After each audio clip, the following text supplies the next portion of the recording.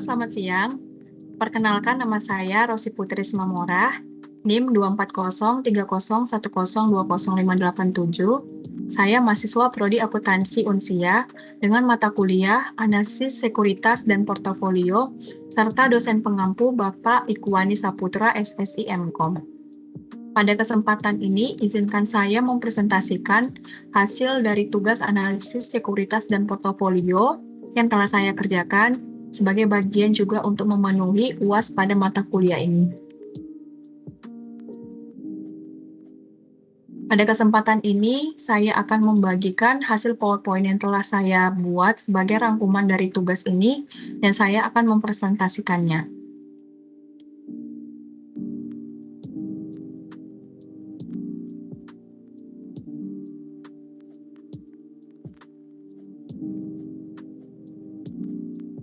Sumber atau jurnal yang saya gunakan pada tugas analisis sekuritas dan portofolio ini yaitu berjudul Analisis Penilaian Kewajaran Harga Saham dengan menggunakan pendekatan fundamental pada PT Panin Sekuritas yang ditulis oleh Ibu Debbie Carolina. Adapun poin penjelasan yang saya presentasikan pada kesempatan ini, yang pertama, objek penelitian, yang kedua, masalah penelitian, yang ketiga, tujuan penelitian, yang keempat, metode penelitian, dan yang terakhir, hasil dari penelitian pada jurnal ini. Yang pertama, objek penelitian. Objek penelitian pada jurnal ini yaitu PT Panin Sekuritas Tbk atau yang disingkat dengan PANS.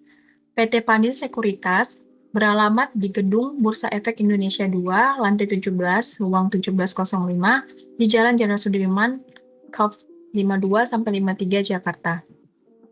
Adapun produk layanan dari PT Panin Sekuritas yang pertama, transaksi saham dan obligasi untuk retail dan korporasi. Yang kedua, transaksi saham secara daring atau online, baik konvensional maupun syariah. Yang ketiga, transaksi saham secara margin atau pinjam-meminjam. Yang keempat, corporate finance atau merger, akuisisi, pencatatan saham dan obligasi di Bursa Efek Indonesia. Dan yang terakhir, riset perusahaan dan ekonomi. Masalah penelitian. Masalah penelitian pada jurnal ini yaitu bagaimana menilai kewajaran harga saham dengan menggunakan pendekatan fundamental pada PT Panin Sekuritas periode 2011 sampai dengan 2016. Tujuan penelitian. Tujuan penelitian pada jurnal ini untuk mengetahui penilaian kewajaran harga saham dengan menggunakan pendekatan fundamental pada PT Panin Sekuritas Tbk periode 2011 sampai dengan 2016. Yang ketiga, metode penelitian yang digunakan yaitu metode penelitian kualitatif yang berlandaskan pada filsafat post-positivisme digunakan untuk meneliti pada kondisi objek yang alamiah, di mana peneliti sebagai instrumen kunci, teknik pengumpulan data yang dilakukan secara triangulasi atau gabungan, analisis data bersifat induktif atau kualitatif, dan hasil penelitian kualitatif lebih menekankan makna daripada generalisasi. Selanjutnya, hasil penelitian. Hasil penelitian yaitu berupa bagaimana penilaian harga saham pada PT Panin Sekuritas dengan menggunakan analisis harga saham dan pendekatan price earning ratio atau PER dan price to book value ratio atau PBV. Apa pengertian PER? PER atau price earning ratio adalah rasio yang dihitung dengan membagi harga saham pada saat ini dengan earning per share atau EPS. IPS sendiri merupakan rasio yang menunjukkan seberapa besar laba per saham. PER dihitung dalam satuan kali.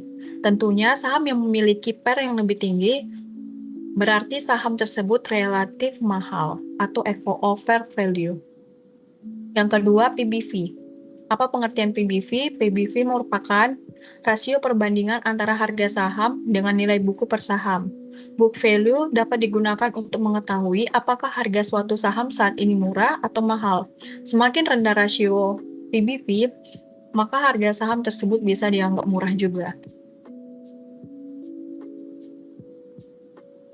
Selanjutnya, penilaian wajar harga saham. Penilaian kewajaran harga saham menggunakan PER. Apabila nilai PER di bawah 10 kali itu dianggap murah.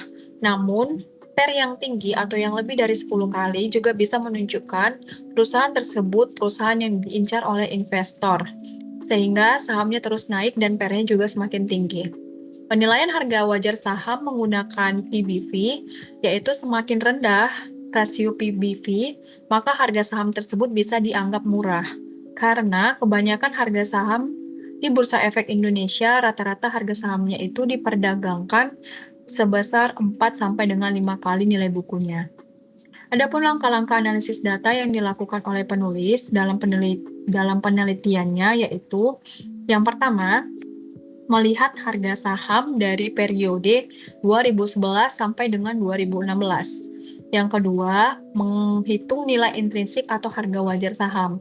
Dengan rumus nilai intrinsik itu yaitu estimasi EPS dikali PER. Yang ketiga, menghitung nilai estimasi per share atau IPS. Dan yang terakhir, menghitung nilai price earning ratio atau PER. Berikut hasil dari olahan data penulis berupa analisis penilaian kewajaran harga saham dengan menggunakan pendekatan fundamental pada PT Panin Sekuritas periode 2011 sampai dengan 2016. Pada tabel yang telah ditampilkan ini, dapat dilihat pada tahun 2011 sampai dengan 2014, hasil penilaian harga saham PT Panin Sekuritas bisa dikatakan overvalue atau di atas harga wajar, dengan harga pasarnya melebihi dari harga wajar. Sedangkan pada tahun 2015 sampai dengan tahun 2016, hasilnya undervalue atau di bawah harga wajar, di mana harga pasar itu melebihi dari harga wajar.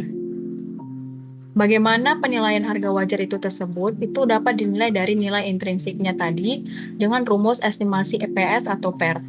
Dari hasil olahan yang telah dilakukan penulis, perhitungannya dapat dilihat pada tahun 2011 sampai dengan 2016 seperti pada tabel yang telah ditampilkan ini. Selanjutnya, harga saham menggunakan rasio nilai pasar. Berikut tabel hasil dari menilai kewajaran harga saham menggunakan nilai rasio nilai pasar.